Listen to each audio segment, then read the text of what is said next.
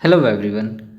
ये क्वेश्चन देखो, ये टॉपिक है एज। ठीक है, इसमें क्या शो किया हुआ है, इसमें फादर और सन के बीच का कॉन्वर्सेशन शो किया हुआ है। ठीक है, जिसमें एज के बीच में एज के बारे में बात किया गया हुआ है।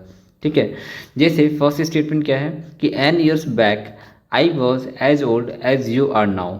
फादर अपने बेटे से कह रहे हैं कि देखो, एन ईयर्स पहले ना, जो आप अभी n years back I was as old as you are now, आपका जो अभी का एज जो है, ठीक है, एन ईयर्स पहले मेरा भी एज वही था।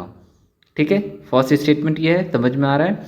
दूसरा स्टेटमेंट है कि my present age is 4 times your age n years back. मेरा जो अभी का जो एज है वो क्या है, आपका जो एन ईयर्स बैक जो एज था उसका 4 टाइम्स है। ओके, मतलब हम यहाँ पे अपना जो मतलब फादर जो है वो बेटे का पास्ट से कंपेयर कर रहे हैं। ठीक है, उसका एज का कंपैरिजन कर रहे हैं, तो यहाँ पे सेकंड स्टेटमेंट हमको मिल रहा है, आई मीन सेकंड इक्वेशन मिल रहा है। और थर्ड इक्वेशन में बोला गया कि सम ऑफ देयर प्रेजेंट एज वो है कितना, 130 ईयर्स। तो यहाँ पे थर्ड इक्वेशन मिल जाएगा। और फाइनली हम लोग को जो निकालना है वो डिफरेंस निकालना है। पॉइंट की यहाँ पे नोट करना है कि डिफरेंस निकालना है, ना कि इंडिविजुअल एज निकालना है। ठीक है, तो चलो देखते हैं कैसे इसका सॉल्व होगा। तो हम लोग सबसे इजी यहाँ पे सबसे पहले थर्ड वाला इक्वेशन को लिख लेते हैं कि दोनों का सम दिया हुआ है, दोनों का प्रेजेंट एज एफ का मतलब फादर का एफ ले लेते हैं, सन का एफ ले लेते हैं, दोनों का हो जाएगा सम 130। कोई कन्फ्यूज़न नहीं है। ठीक है, अब हम लोग स्टार्टिंग से चलते हैं। ठीक है, तो देखो स्टार्टिंग में क्या दिया हुआ था कि n years back I was as old as you are now. ठीक है, फादर क्या कह रहे हैं, मतलब क्या कह रहे हैं फादर कि n years back I was as old as you are now. अभी आपका जो एज है एन ईयर्स पहले मेरा भी वही एज था। ठीक है, यानी सन का जो अभी का जो प्रेजेंट एज है वो फादर का एन ईयर्स बैक जो एज था वही सन का प्रेजेंट एज है। राइट, इक्वेशन समझ में आ रहा है। ठीक है, अब देखो लास्ट इक्वेशन क्या दिया हुआ है कि यहाँ पर my present age is 4 times, मतलब फादर कह रहे हैं कि मेरा जो प्रेजेंट एज है वो 4 टाइम्स है आपका जो एन ईयर्स बैक जो एज है ना उसका 4 टाइम्स है। ठीक है, इक्वेशन में कोई कन्फ्यूज़न नहीं है। देखो एक यहाँ पे एक अच्छी चीज़ है, यहाँ पे जब देखोगे ना हम लोग को निकालना है एफ माइनस एस। ठीक है, तो यहाँ पे ऐसा करते हैं ना, ये जो एस है ना इसको हम राइट साइड ले आते हैं। ठीक है, एन को लेफ्ट साइड ले जाते हैं। ओके, तो क्या बन जाएगा ये f minus s is equal to n. तो कोइंसिडेंस ये है कि हम लोग को यही निकालना है। ठीक है, यानी f माइनस एस यानी यही डिफरेंस है, और हम लोग का n का वैल्यू निकालना, अगर n का वैल्यू मिल गया तो दैट मीन्स वो हम लोग का आंसर हो गया। Okay fine.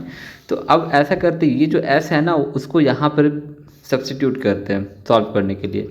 f is equal to 4 times और s हो जाएगा f minus n then minus n. देखो यहाँ पे हमको सब्सटीट्यूट करने का इसलिए था कि यहाँ पे अगर सब्सटीट्यूट करेंगे ना, देखो यहाँ पे क्या 3 वेरिएबल्स है, f है, s है और n है। यहाँ पे सब्सटीट्यूट करेंगे तो 2 वेरिएबल्स में हो जाएगा। ठीक है, तो ये हम लोग को सॉल्व करने में आसानी हो जाएगा। तो हो जाएगा 4f, और चलो यहाँ पे थोड़ा सा एक इक्वेशन और बनेगा, ये सॉरी एक स्टेटमेंट और बनेगा, f माइनस 2n है तो ये हो जाएगा 4f माइनस 8n। ठीक है, अब सॉल्व करो, ये जो f है ना इसको राइट साइड ले जाओ, ये 8n है लेफ्ट साइड लेकर के आ जाओ, ये 8n हो जाएगा, ये हो जाएगा 4f माइनस एफ यानी 3f हो जाएगा। ठीक है, यहाँ तक कोई इशू नहीं है। अब देखो ऐसा करते हैं, हम लोग को प्लेस करना है फर्स्ट वाले इक्वेशन में, तो f का वैल्यू कितना हो जाएगा, f is equal to 8n divided by 3। ठीक है, जब f का वैल्यू हमको मिल गया, f का वैल्यू यहाँ पे मिल रहा है, s का भी वैल्यू निकालना है तो s का वैल्यू यहाँ से निकालते हैं।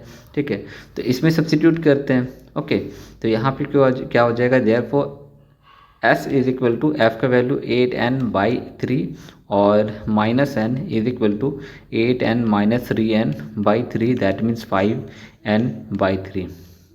ओके, मेरा f और s दोनों का वैल्यू आ गया। ठीक है, दोनों को हम फर्स्ट वाले में सब्सटीट्यूट कर देते हैं, तो हो जाएगा कितना 8n by 3 plus 5n by 3 is equal to 130। अब एलसीएम यहाँ पे लोगे तो 3 ही आएगा। ओके, और ये हो जाएगा 8n plus 5n is equal to 130। जब सॉल्व करोगे तो ये हो जाएगा 13n by 3 is equal to 130, ये तो 10 टाइम्स हो जाएगा। ओके, तो n का वैल्यू कितना हो जाएगा, n का वैल्यू हो जाएगा 30। तो यही तो हमको निकालना है, इसीलिए तो हम बोले कि यहाँ पे हम लोग को n का वैल्यू निकालना है। और अगर यहाँ पे इंडिविजुअल एज निकालना होता तो यहाँ पे डिफरेंस हमको पता ही हो गया, यहाँ पे दोनों का एडिशन भी पता है, दोनों को सॉल्व करेंगे तो दोनों को इंडिविजुअल एज भी निकल जाएगा। राइट। तो फिलहाल के लिए हम लोग का एन का वैल्यू हो जाएगा 30 ईयर्स, तो ये हम लोग का आंसर हो जाएगा। कोई कन्फ्यूज़न है किसी भी स्टेप्स में तो आप लोग कमेंट सेक्शन में बताएं, और बाई मिस्टेक अगर हमसे कोई गलती हो गया होगा तो वो भी आप लोग हम लोग को बताएं, कंसिडर कराएं, तो उससे क्या होगा, इम्प्रूवमेंट का चांसेस रहेगा। Okay, till then bye, all the best, जय हिंद।